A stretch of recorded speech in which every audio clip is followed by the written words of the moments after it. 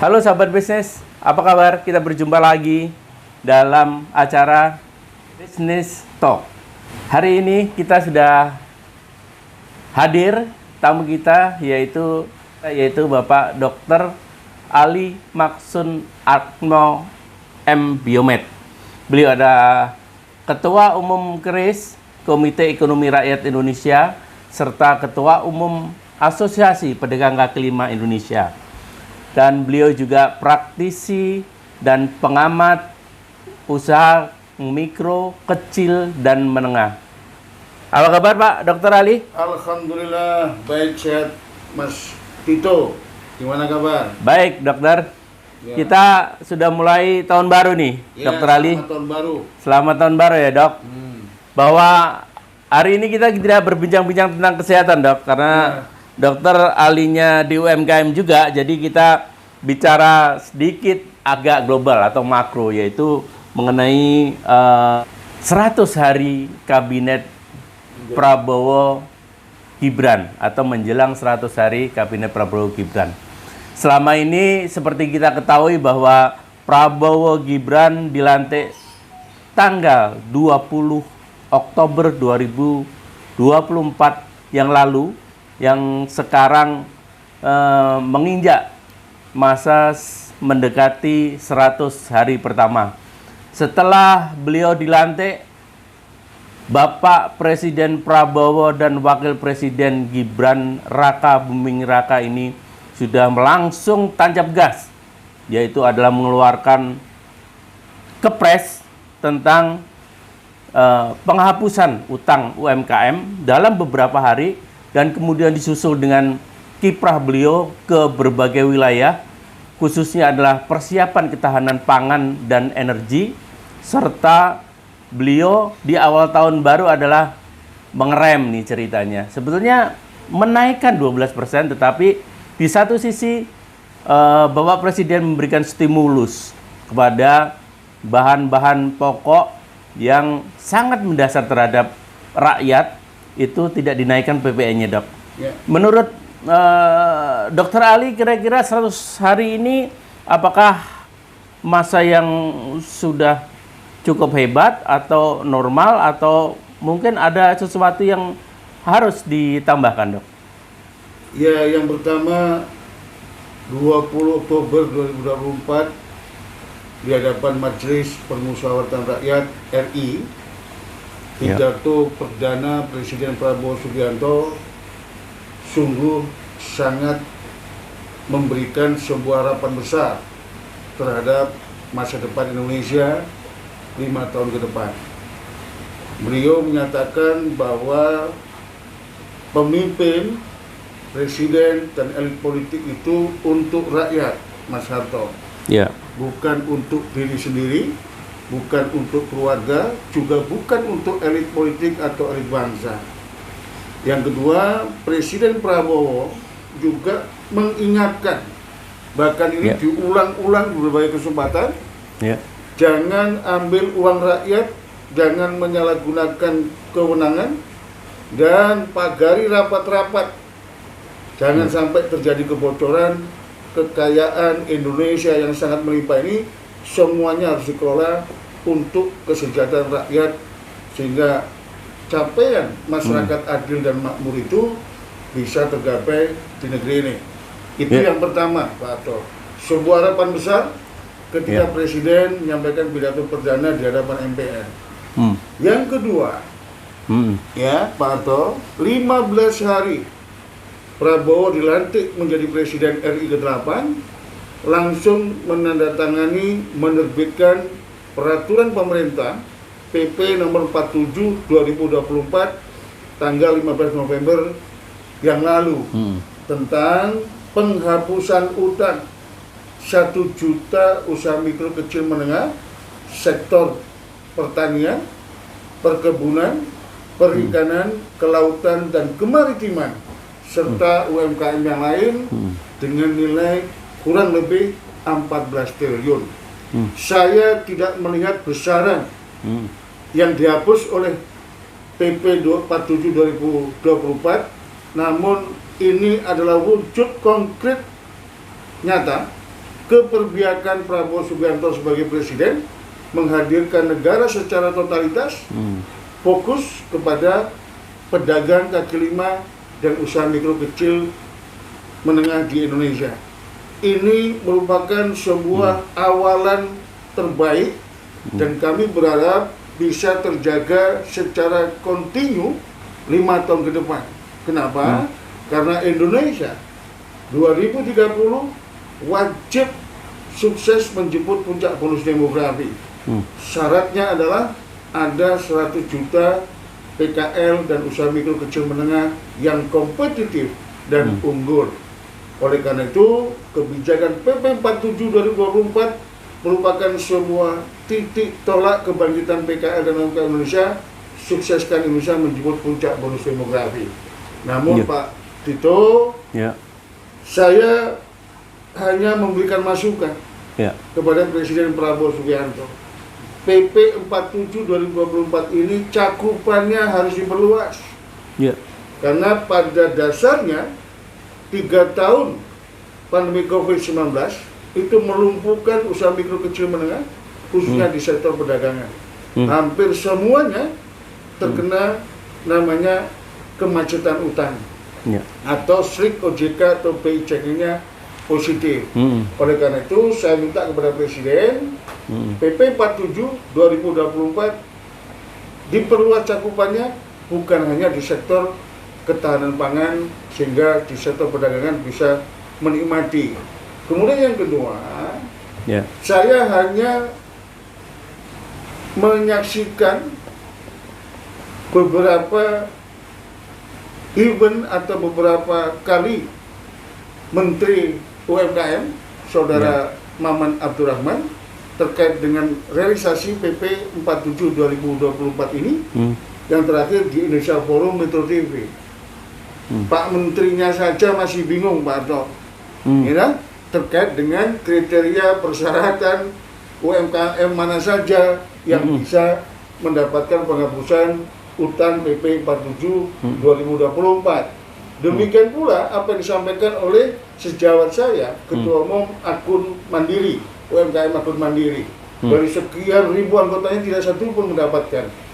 Oleh karena itu, kami berharap ini memang menjelang 100 hari Kabinet Merah Putih.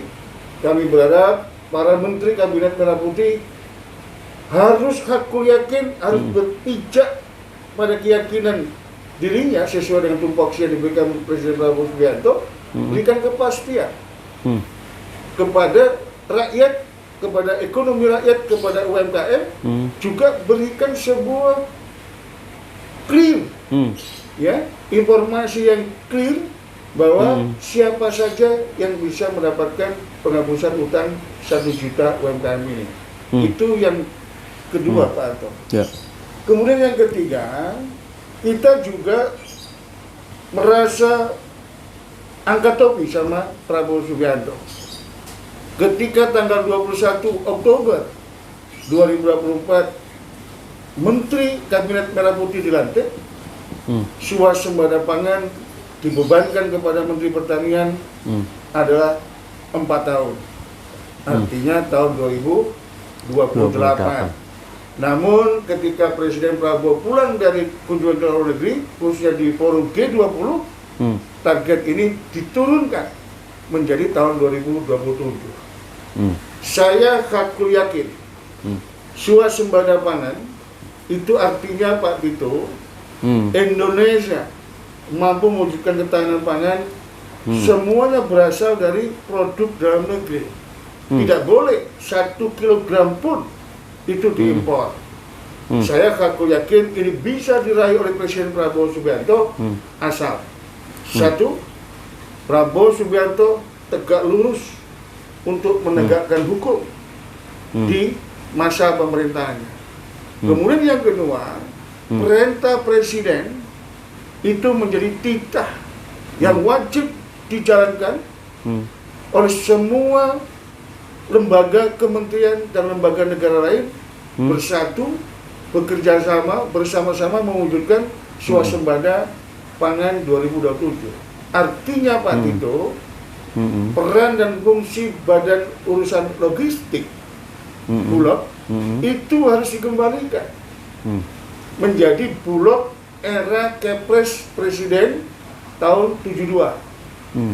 Punya otoritas, punya bank data integrasi, satu rumah, sehingga dalam waktu 12 tahun swasembada beras bisa digapai pada tahun 1984. Oleh karena itu kita minta kepada Presiden untuk mewujudkan swasembada pangan ini tahun 2027, Bulog dikembalikan kepada Kepres tahun 1972.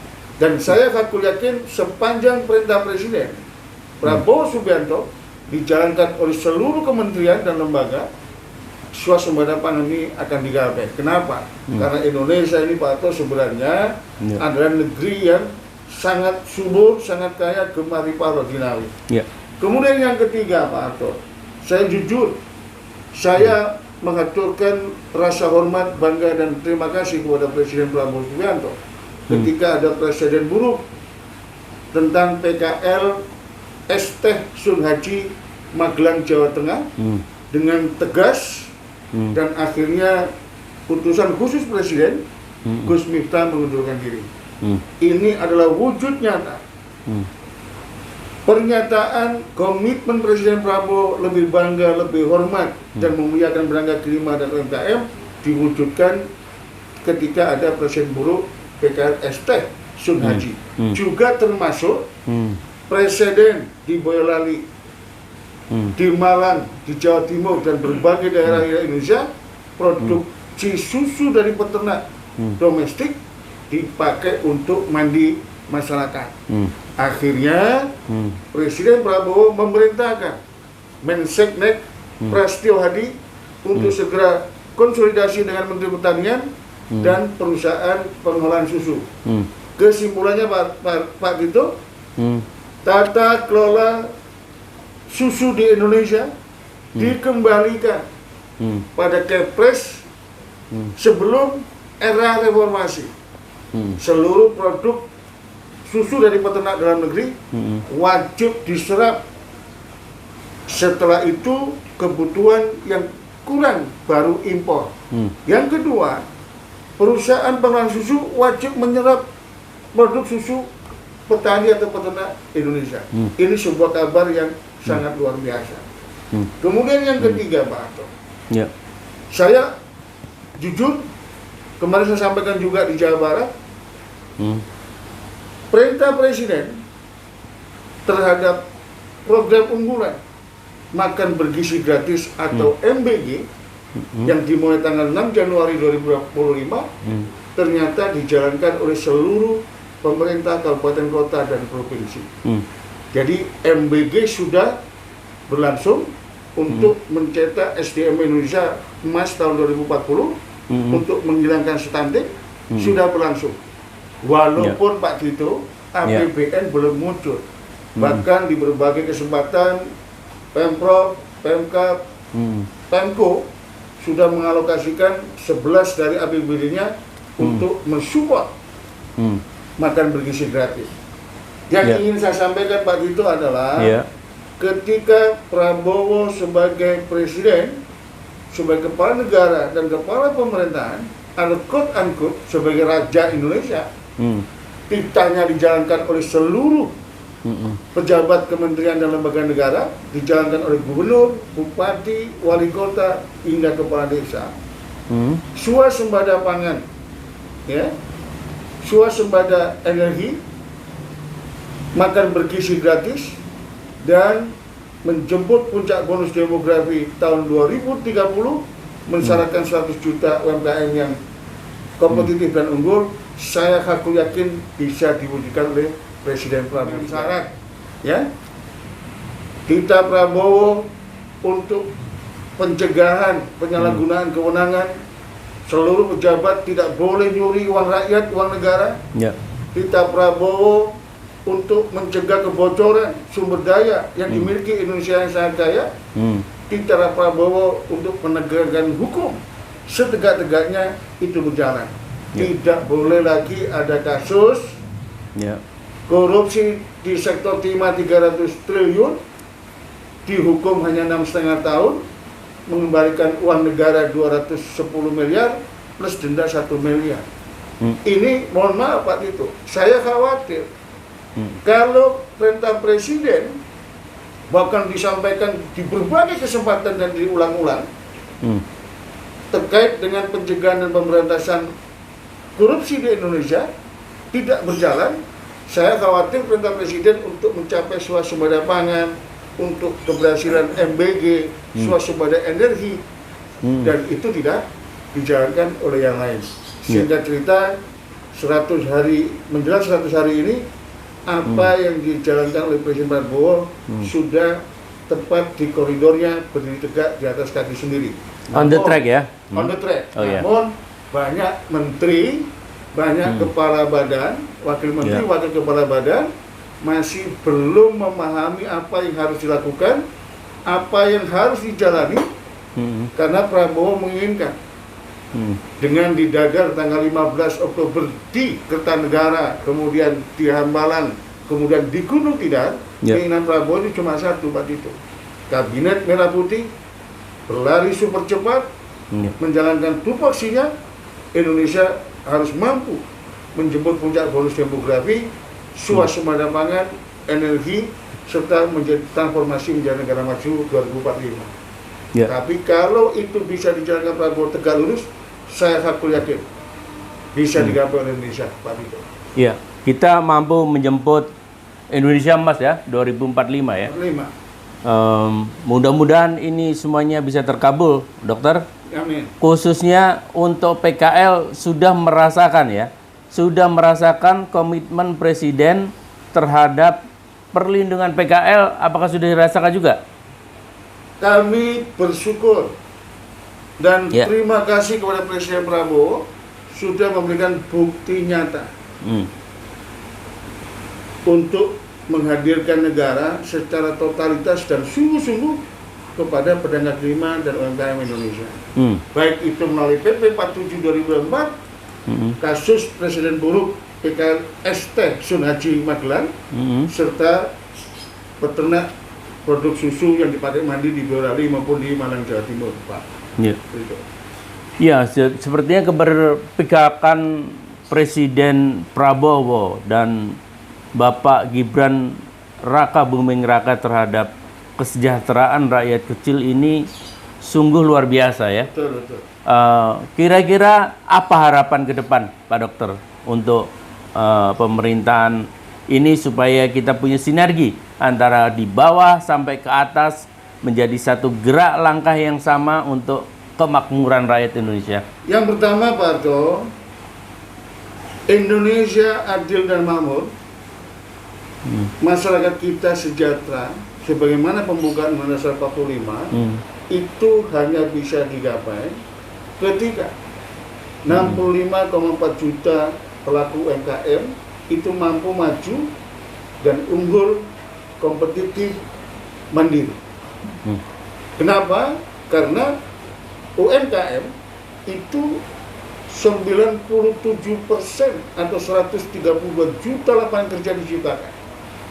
Menghidupi ratusan juta penduduk Indonesia, menjadi tumpuan puluhan juta generasi penerus bangsa untuk biaya sekolah. Yang keempat, mengkontribusikan 61% atau 9.800 triliun dari total PDB Indonesia sebesar 15 triliun rupiah. Oleh karena itu harapan kita ke depan, Pak Arto, yang pertama, saya memohon dengan hormat kepada Presiden Prabowo Subianto untuk sukses menjemput puncak bonus demografi 2030.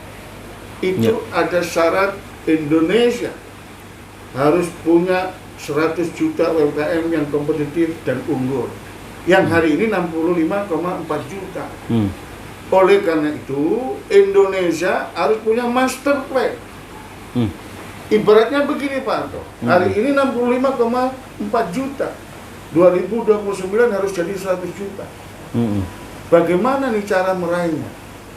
Oleh karena itu, selaku Ketua Umum Komite Ekonomi Rakyat Indonesia, selaku Ketua Umum Asosiasi PKL Indonesia dan Presiden Kaulah Indonesia, saya memohon dengan hormat kepada Presiden Prabowo Subianto untuk membentuk Badan Perekonomian Rakyat atau BPR Republik Indonesia yang langsung di bawah Presiden. BPR RI ini Pak Harto, satu rumah UMKM, satu bank data integrasi UMKM, dilakukan pendampingan dari hulu hingga hilir, dilakukan sinergi kolaborasi dengan pemerintah dan swasta dalam maupun luar negeri, dan yang paling penting dikoppelkan atau dilingkitkan dengan industri, investasi, dan hilirisasi. Singkat cerita, melalui satu rumah besar ini, master plan UMKM menjadi 100 juta sudah ada, Pak. Ya, mappingnya ada, perencanaannya ada, pelaksananya ada, siapa yang bertanggung jawab, Menteri KKP, Menteri yang terkait dengan UMKM, baik itu KKP, Menkop, Menko-UMKM, Menteri Perdagangan, Perindustrian Pariwisata, Ekonomi Kreatif, bahkan Menteri PU, itu sudah ada tugas tanggung jawabnya masing-masing. Termasuk apa tanggung jawab bupati, wali kota, gubernur. Namun harus satu data integrasi. Kalau ini tidak ada, saya bukan pesimis, Pak Tito. Namun melihat guyuran anggaran yang disampaikan oleh Sri Mulyani sebagai Menq waktu Outlook BRI 2024 ada ratusan triliun untuk UMKM. Namun berserakan di berbagai kelembagaan dan kementerian. Demikian juga kredit usaha rakyat yang dimulai tahun 2007 oleh Susilo Bambang Yudhoyono sudah ribuan triliun. Karena Indonesia tidak punya master plan UMKM, karena Indonesia tidak memiliki satu bank data integrasi, ratusan triliun ini, ribuan triliun kur tidak efektif. Yang kedua, Pak, kenapa harus ada Badan Perekonomian Rakyat Republik Indonesia? Karena anatomi birokrasi kita ini, Pak Yanto, Pak Harto, itu ada pada titik tertentu tidak nyambung. Contoh, di Men KKP, Pak Harto, itu ada lembaga keuangan untuk UMKM. Tapi Saudara Maman Abdurrahman, Menteri UMKM, tidak bisa langsung kolaborasi dengan Men KKP. Karena Menko-nya berbeda. Nah, kalau ada Badan Perekonomian Rakyat Republik Indonesia, semua di sini, Pak, seperti Bulog tahun 72. Tugasnya KKP, tugasnya Menko, tugasnya Men-UMKM, perdagangan, perindustrian, semuanya berbasis pada Badan Perekonomian Rakyat Republik Indonesia. Dan kalau itu ada, saya aku yakin Indonesia akan sukses menjemput puncak bonus demokrasi 2030 dan transformasi menjadi Indonesia Maju 2045. Dan saya aku yakin Prabowo Subianto tegak lurus di atas kakinya sendiri dan selalu mengobarkan pentingnya kedaulatan sudah di luar kepala tentang persoalan ini, termasuk terkait dengan ekonomi digital serta kedaulatan yang Pak Tito. Ya, siap Pak Dokter. Oke Pak Dokter, mudah-mudahan harapan dan kemudian apa yang dirasakan oleh para UMKM ini dapat menjadi masukan kepada pemerintah untuk kedepannya. Mudah-mudahan kabinet merah putih yang dibesut oleh Bapak Presiden Prabowo Gibran mendengarkan acara ini. Terima kasih sahabat bisnis. Sampai kita ketemu kembali. Terima kasih. Terima kasih. Merdeka. Merdeka.